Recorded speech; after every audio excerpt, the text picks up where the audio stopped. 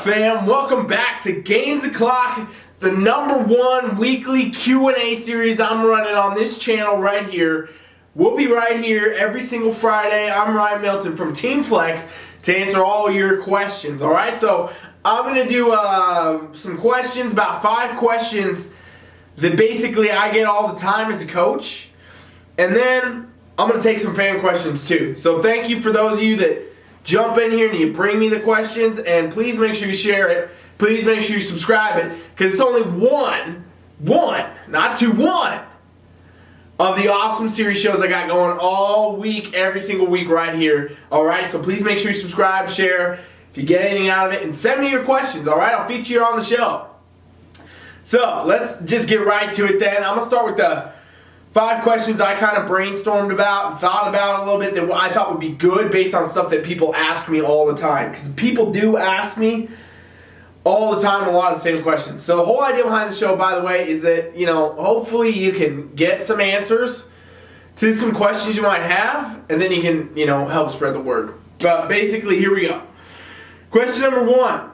Is it okay if my macros are not spot on? This is a big one. I get this question all the time, and basically people want to know, they're tracking their macros, but they might not hit it down to a T.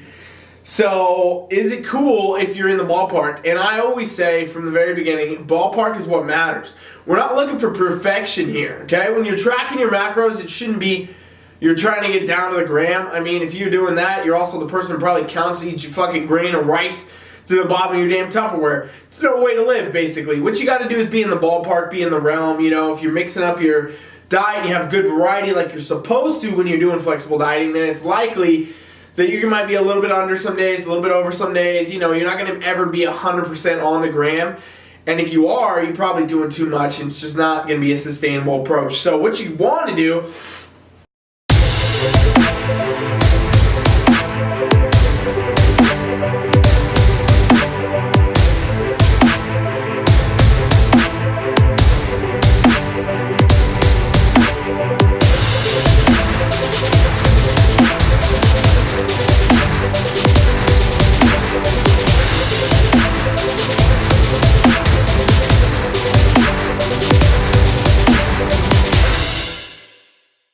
is make sure that you're tracking in the ballpark. Be within the realm. A little under, a little over, it's all good. It doesn't matter as long as the consistency, we're consistently in that realm really close to those goals, okay? And so, sort of a similar question. Question number 2 is, why do sometimes I track my macros correctly, but the calories don't add up to the macros, right? So this comes up a lot. This is another one. It kind of ropes into question number 1 about macros being spot on. But basically, people are tracking their stuff and they're wondering why they could hit their macros good, but the calories are not right. Or they could hit their calories right, but the macros are not right.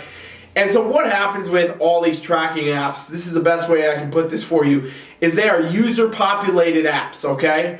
So what basically that means is, like, I can make a food and submit it, and it will go to the main database, and you could enter it, and depending on if I put the macros and the calories in correctly, that's going to dictate if it gets tracked correctly, right? So basically, there's the fact of the user variability, meaning like you could be literally putting in a food that was entered incorrectly, and that's going to be kind of the problem. But most of the time, calories are usually right, or macros are going to be right, but one of the others a little bit shifted. And then there's also the stuff to do with food labels, okay? So food labels have the ability to not be 100% accurate. It's actually in the rules, the FDA and all that, where you don't have to be 100% accurate. You can pretend certain, like these calorie-free drinks actually contain calories, but since they have a less amount of calories than is required, they don't actually have to put it on the label. And so what happens a lot of times, too, with some food labels is the labeling is off, okay?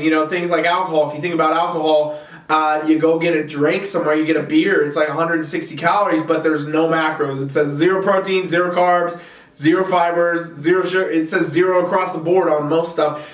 And you're still getting the calories, but what are the macros? So in reality, it comes kind of back to the first, how do you deal with this? You just got to prepare for the ballpark. You can try to adjust things a little bit. If you're seeing, okay, maybe this is tracked weird, look at other examples of that same food and see if it's actually weird or if it's, if it's the way it is. So that's a good way to do it. Also, just focus on the ballpark. Don't worry too much about it. You know what I mean? Like, as long as you're getting it down. People always ask me which one should you try to hit, calories or macros then. It's always about the macros. I say macros first, okay? So get the macros, get that right, and then you're good. Don't worry too much about what the calories say or any of these tracking inadequacies. Remember, it's about the ballpark. It's not about the perfection.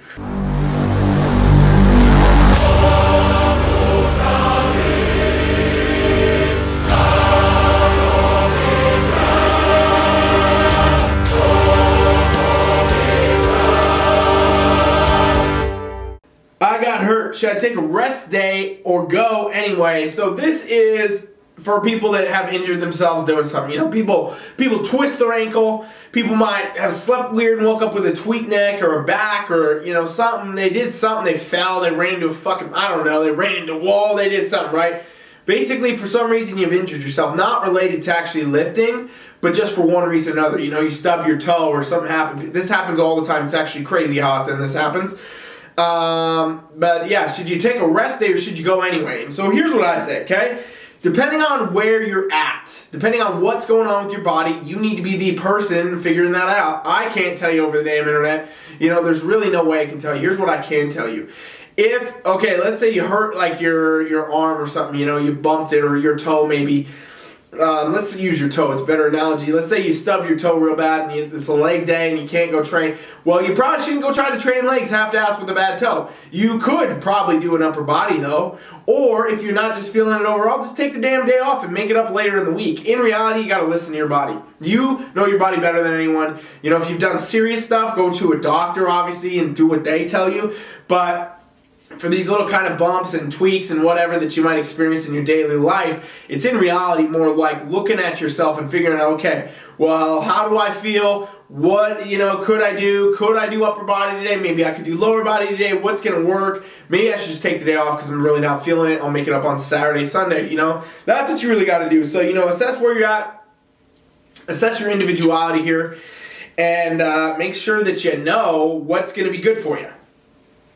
Question number 4, is post-show blues a real and common thing? This is a question I get a lot for competitors. Those of you that don't know what post-show blues is, it's kind of this idea that after your competition you get depressed, right? You sink into, you know, being depressed and upset, and it's the post-show blues. And so people often think that it's an actual thing. I don't think it's an actual thing. There's nothing that really supports it being an actual thing. I think it's a combination of a few things, okay?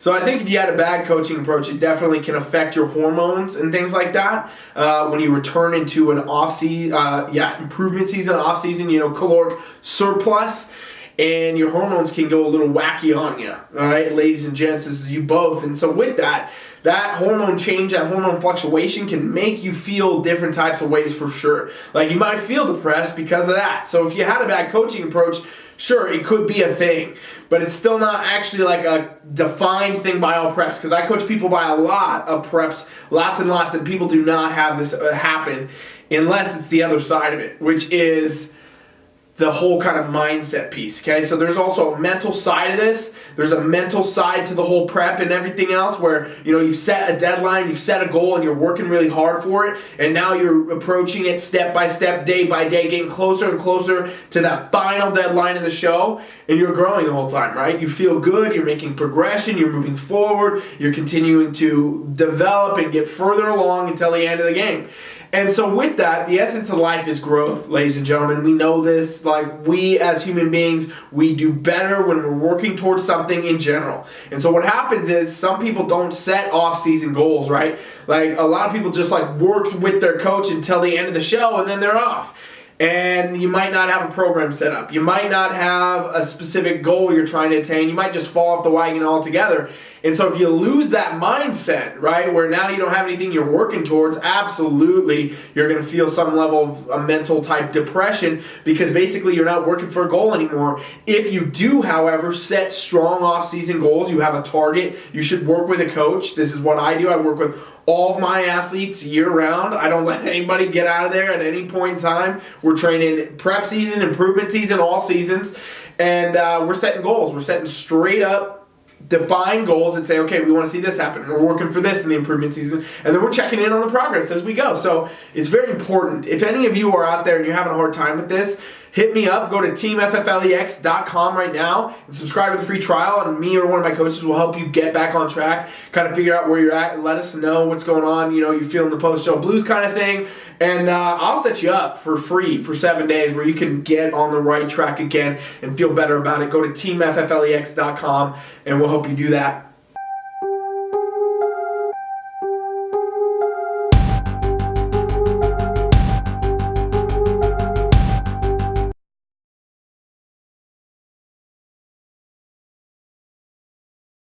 All right, question number 5 right here. And then we're moving into the fan question. This is the last one from Coach Rye. How should I incorporate cheat meals into my diet? So this comes up. I do flexible dieting where, you know, I have the shirt that says every day is cheat day.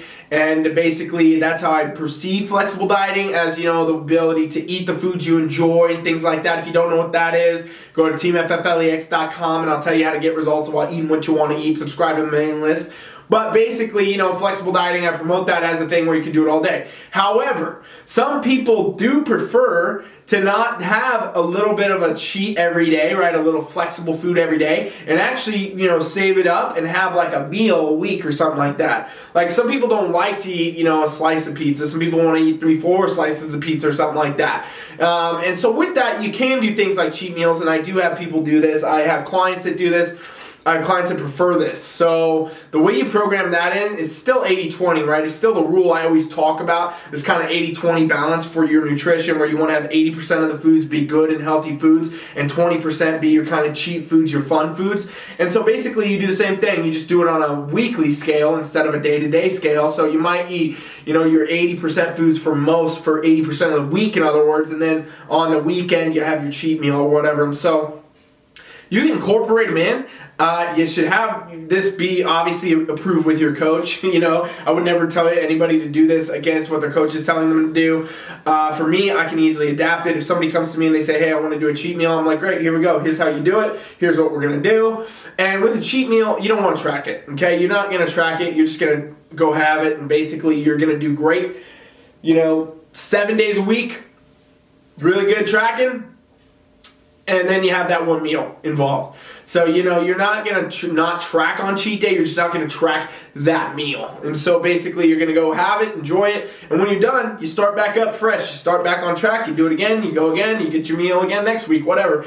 And, you know, people also always ask, I'm kind of ranting a bit, but they also always ask, hey, can I stick with this? Do I have to ask you every week for the cheat meal? No. Not for me. If you're training with me, then I'm telling you, hey, go at it, and I'll tell you otherwise when the time is right if you need to change that. Otherwise, you know, it's in the programming. Again, depending on who you're working with or if you have a coach, you got to figure that out. Definitely suggest a coach for this kind of stuff. Just makes it a lot easier.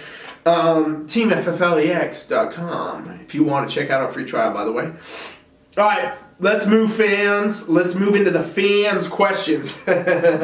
All right, so we got about 8 of these today. Thank you for those of you that did this. I appreciate it. Keep these coming at me. DM me, you know, drop me in the comments, email me, whatever. I've been getting a lot, but a lot of them are, you know, riff-raffy, a little bit not important, dumb stuff. So I kind of compiled down 8 that I thought would be beneficial to most people, and that's what we're going to dig into now. All right, so fan question number 1, this is from Mary. What is a weight belt good for? I've seen girls use it for waist shrinking, and I've also heard it's good for doing heavier lifts to stop from getting hurt. How does it work? All right, Mary, so a weight belt. I don't know why a girl would be trying to use it for waist shrinking, but I guess, you know, some guys do the similar kind of thing. It's not going to be effective, though. But the point is, a weight belt, for the general sense, right? It's designed to support your midsection during exercise. So mainly during heavy lifts and things like that where you're risking a higher chance of injury already. It helps increase your intra-abdominal pressure to the point where you can do the lift without, you know, hopefully without getting hurt. Basically do a heavy squat without rounding your back, or a deadlift without rounding your back there.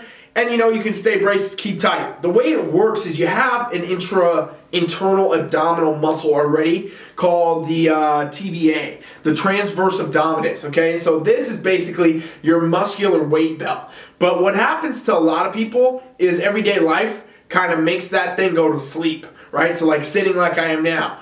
If you sit down and you can look down and your stomach's sticking out at any degree, which happens to everybody no matter how lean you are or not, your TVA is just relaxed. And so basically, this muscle gets very weak.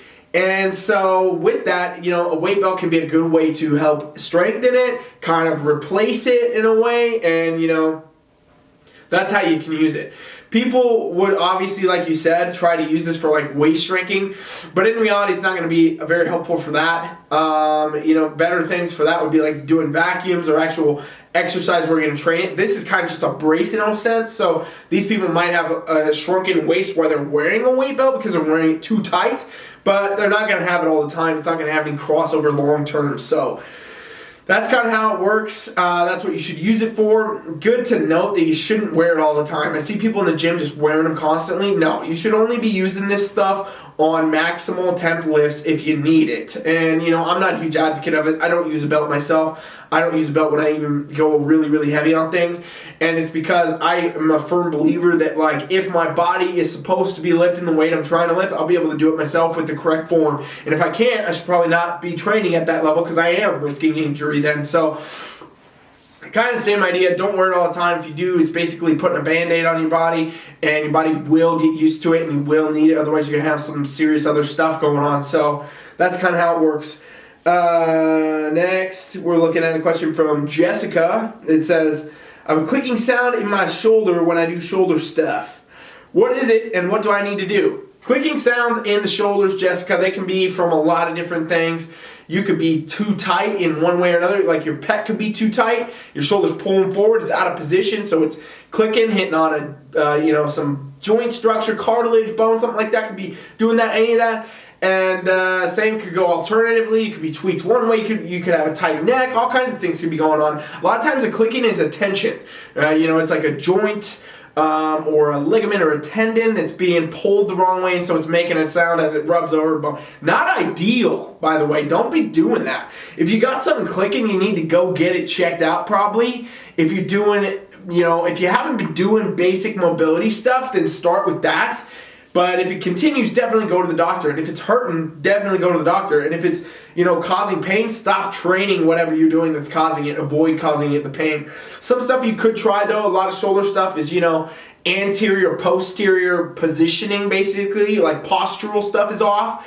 So you could do some rolling, like get a lacrosse ball, roll out your pec, roll out your chest, your deltoid here, into your traps, your scaps, and your back, and kind of roll all that out. I have videos on this channel about how to do that. Search neck fix, I think.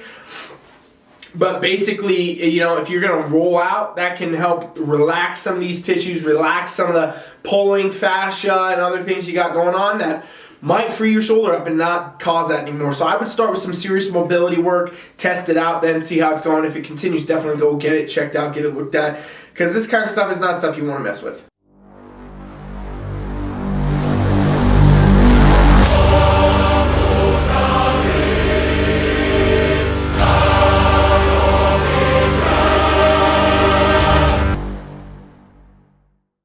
All right, number 3, fam, right here. This is from Joyce. What's the best exercise for booty building? Best exercise for booty building would probably, I'd have to say, be hip thrusts, but not the general sense. Hip thrusts on a bench, not from the floor, and also using a band, okay? Using a band, something like that to drive your knees out into. That's probably going to be the best way to target glutes overall, because that is the exercise where it removes most of the other things, right? A lot of people think squats are great. A lot of people think deadlifts are great. They do help, but they're also using a lot of other muscles, right? Like, for example, squats have always been told to be the thing that builds your glutes. It's not true. Basically, what a squat does is build mostly your legs, right? We're talking about your quads, your hamstrings, your adductors, pretty much every part of your leg firing up, and then your glutes being part of it, but not the entire thing at all. And so what happens when you train these movements a lot, most of the times you're going to overdevelop the legs versus the glutes every time. So if you're trying to actually hit the glutes really hard, best way to do this is a high variance of exercises that target the glutes specifically. But I would have to say hip thrust is probably one of the best. I would also say close seconds would be GHD, glute ham raises, some single leg kickback type stuff where, you're focusing on maybe a Smith machine or kickback machine, something like that. But either way, hip thrust, you can't avoid that, and you do want to do it with the band, so try that out. Let me know how it goes. Number 4, this is from Amy. If I train abs too much, does that make me blocky? Short answer is yes, it will. When you get this really developed core, you do square out your physique. A lot of people want the tapered look, guys and girls both. They kind of want the smaller waist look, right? They want to have a bigger up top, or women bigger down low, or both, or whatever. Everybody's different, but basically, the tapered look where you come to the small waist. And when you train abs too much, you train them too hard, you train them with weight, it's just like anything else. If I went and did a bunch of curls, my arm's going to get bigger. It's the same for your abs. Your midsection, your obliques, your rectus abdominis, all that will actually thicken out. It'll hypertrophy, and then you'll actually have ab muscles that stick out. And if you carry too much fat, you're just going to kind of look bigger. You're going to look like you have a bigger stomach versus a more muscular stomach. And even though if you are lean, you can still have protruding abdominal muscles to the point where a lot of people don't like it. So yeah, you can get blocky that way because if you build the obliques too much, it's definitely going to square out your physique. What you would want to do is, minimal ab work, a lot of core work, okay? So I'm talking about diaphragmatic breathing, vacuums, things like that. And then ab work that targets straight up rectus abdominis, which is your main kind of ab six-pack muscles. If you do a lot of this stuff, that's going to give you the ab look most people want, and it's not going to block you out too much. So a lot of oblique work, especially weighted stuff. Stay away from weighted stuff for the abs. It just makes you, it causes too much. If you're looking for non-blocky look, then don't do that kind of stuff, all right? Question number 5. This is from Cody. I'm having a hard time hitting my carb goals. What tricks you got? All right, Cody, luckily for you, this happens to a lot of people, man. Basically, people get these carb goals. A lot of people I coach get very, very high carbs. Very, very high carbs by, the end of a reverse diet or an improvement season, a bulking phase, building phase, in other words. Very high carbs, okay? And so we're talking about girls in 300-400 grams a day, very common. Guys can be higher than that for sure. Basically what happens is you got to find simple sources of carbs you like. And in reality, you got to commit to not being like a clean eating guru at this point. Because basically for you to get 300 or 400, 500 grams of clean carbs in a day, you're going to be eating, 20 cups of brown rice or something that's just going to kill you. You won't be able to do it. But you got to look for carbs in simpler things like, juices, honey, things like that. Honey is great. You can throw that in some oatmeal, a teaspoon of that, and you just added up 50 carbs, you know what I mean? So think of things like that where you can do that. You can also do things like a weight gainer shakes. Those are largely just sugar. You can also get like dextrose and stuff like that, different carb powders. You can throw that in your protein shake and add some carbs up. You just got to start thinking out of the box. Best way to do it, old school, go get them damn Oreos and start chowing down, because basically we're talking about carbs being carbs. It doesn't matter where they all come from, all right? So when you get these high levels, you're going to have to go dirty when you eat if you really want to hit these goals. And so I hope that helps, Cody. Hit me up. If you need more help, go to TeamFFLEX.com. And I'll help you out on the free trial. Just subscribe. Anybody else can do this too if you need help with anything, nutrition, training, whatever. And that would be super beneficial to you because I can teach you a little bit more about that there. Question number 6. We just got a few more left here, fam. What supplements would you suggest in general for starters? Jesse, this question comes up a lot. I think I may have even addressed it now that I'm reading it. But basically for starters, for pretty much everybody actually, not even just starters, even advanced athletes, I barely ever suggest any supplements to start. Anything. Because basically, it's not what needs to be the most focused on. You should always focus on your training and your nutrition for the most part. Have that be the bulk, and then, add in the supplements as you need. I've used the analogy of, like a cupcake being how supplements should apply to your life. If you follow me on Instagram at TeamFFLEX, you've seen this before, and you should follow me there, by the way. If you don't, go over there. But basically, it's I put the cake as your nutrition, right? So the cake is your nutrition. Then we get the frosting and all that on top. That's your training. That makes the cupcake. Now, you could also add some sprinkles to the cupcake. Doesn't really change the taste of it. Doesn't really make it a better cupcake. But you might want some damn sprinkles, and that's what I call your supplements, those sprinkles, right? So it doesn't make the bulk of anything, but they are add-on if you want them. And basically, that's how you should do the same thing when it comes to getting your supplements. Focus heavily on your nutrition and your training first. Get those down. Make sure they're working. Make sure you know what's going on. And then if you want some supplements, you want to throw some money, whatever, go at it. But if you're really looking down to what I would ever suggest, I'll tell you straight up, it's going to be very simple. I suggest multivitamins. Give people some multivitamins, great. Most people don't get enough nutrients on their own. It has to be a good multivitamin though. Don't get this $9, $8 stuff at Walmart, whatever. Put some money into it and get some real deal stuff. If you want, email me or drop me a comment or whatever. Get a hold of me somehow and I'll send you one that's good. And basically that and protein powder, because a lot of people have a hard time getting protein gold. That's actually one of our questions coming up, I think. But protein, it can be good, it can be helpful, it can be easy and quick. Everybody's got to get their protein in. And other than that, I really don't recommend much. Pre-workout maybe, but that's just because I like it. People like to get pre-workout, but you don't need it. I'm definitely not an advocate of aminos, bullshit. Not an advocate of other things. Maybe creatine. Creatine would be good for some people. It's the most researched supplement there is, and it actually does show some good things. So if we're going about things that actually, have been researched and shown to work, that's what we're talking about. And that's kind of where I would suggest for anybody. Outside of that, not a lot. Not the fat burners, none of that. Stay away from that stuff, Jesse.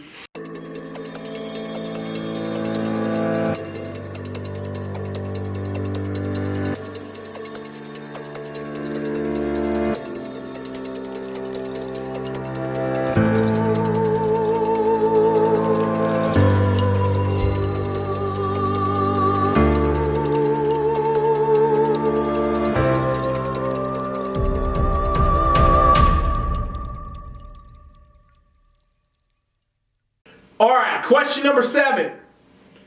I just started keto and I saw a huge drop in my weight in the first week. Is that normal? Tina. Alright, Tina, yes, it is. Don't mistake this for fat loss. It's what everybody does. It's why keto catches on. People are like all gung-ho about keto because they see, people lose 5, 10, 15 pounds in a week, 2 weeks, doing keto. And they think it's fat loss. They think they actually lost weight. In reality, the initial weight loss that you get is literally water loss in your body. Because basically what happens, right, on a keto diet, there's no carbs. You're not having carbs. You're up to like 20 grams of carbs a day at max. Most people don't even hit that. You're not having really any carbs. With that, you're very high in fat, very high in protein, but that's counterintuitive to what I'm going to say anyway, just giving you the overview. Point is, the carb absence is what causes you to lose that weight, but it's not body fat. What it is the fact that carbohydrates are stored into your muscles as what is called glycogen, okay? They're used for energy during exercise or high intensity bouts of anything that you would do in life. And basically the way it works is your body takes this glycogen, this carbohydrate, in other words, when you eat a carb, puts it in your muscle and saves it for energy. So as it sits in the muscle, glycogen stores water. So as you drink water and everything else, it goes into your muscle, it fills the muscle out. You're filling your body out, your muscle structure, which is mainly water anyway, with more water and more carbs and more glycogen if you're eating carbs. And so what happens is now you're holding more water weight all the time. So you might also be overweight, you might need to lose some body fat, whatever, and then you start keto and you get a weight drop, but it's actually not body fat, it's none of that. What it is the fact that the glycogen stores in your body are getting depleted. The water's not being held in there anymore, and now you're depleting it, and basically the water is dropping out of your body, and thus dropping your weight on the scale. It's not body fat, don't mistake it. Don't think that it's, the best approach. I definitely am not a huge advocate of keto because I don't believe that it's long-term for most people. There's always going to be those outliers that can do it, but for the general audience, it's not the best approach. I strongly suggest a flexible dieting approach for most people. Since I've trained thousands of people, I know that to be true. I know that to work best. I know that people perform best when they can have variability and sustainability in their life long term. So that's what I suggest. If you want to learn more about that, go to TeamFFLEX.com right now. Subscribe to the trial. Teach you about flexible dieting, how you can get the best results of your life. Eating the foods you want. It can be done. Alright, final question of the day. Gainz O. Thanks for watching, fam. Share it and subscribe if you haven't yet. This question comes from Pete. Last question of the day. Hitting my protein goal is always so hard. What foods do you suggest? I hinted earlier this was coming up when we were talking about supplements, I think. But basically, the foods that I suggest to hit protein, because this is hard for a lot of people, especially guys. Guys got to get, into the 200s, 250, sometimes 300 grams of protein a day. And it can be hard for women too in a bulking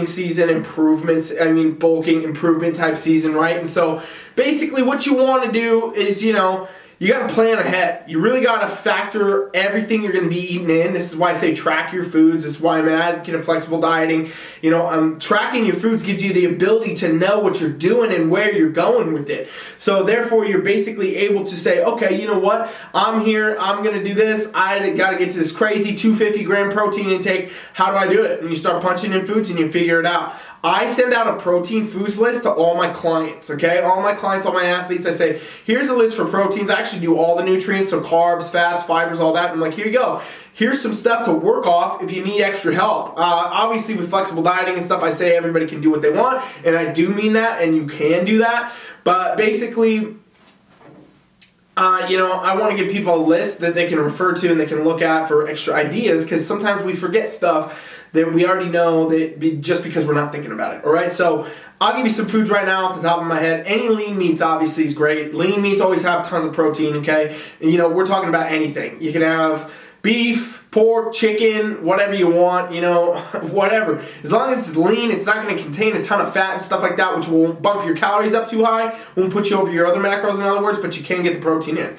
Now, it is a pain in the ass to eat a lot of meat sometimes because it's just, a lot of work, a lot of prep, a lot of cooking, a lot of chewing, a lot of money.